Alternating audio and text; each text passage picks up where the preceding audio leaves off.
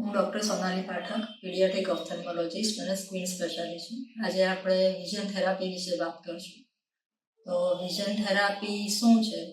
Vision therapy એક આંખની exercise છે જે આંખનું નજર વધારવા માટે અને એનું અલાઇનમેન્ટ પ્રોપર કરવા માટે યુઝફુલ છે. કયા કેસમાં એ કામ આવી શકે?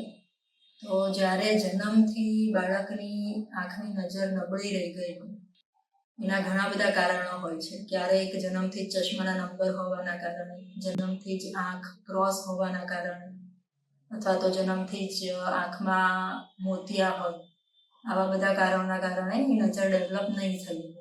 એને મેડિકલ લેંગ્વેજમાં એમ્બ્લાયોપિયા કહેવાય ને લેઝી આઈ કહી શકાય.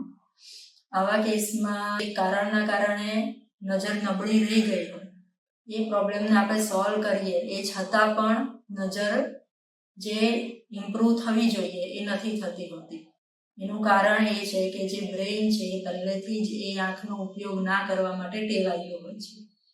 તો વિઝન થેરાપી એક એવી કસરત છે કે જેનાથી આપણે બ્રેઇનને પર્ટિક્યુલરલી આંખનો યુઝ કરવા માટે, એની નજરને સ્ટિમ્યુલેટ કરવા માટે આપણે ટ્રેનિંગ આપીએ છીએ અને એનાથી ધીમે ધીમે રેગ્યુલર એક્સરસાઇઝ કરવાથી એ નજરમાં ઇમ્પ્રુવમેન્ટ જોવા મળે.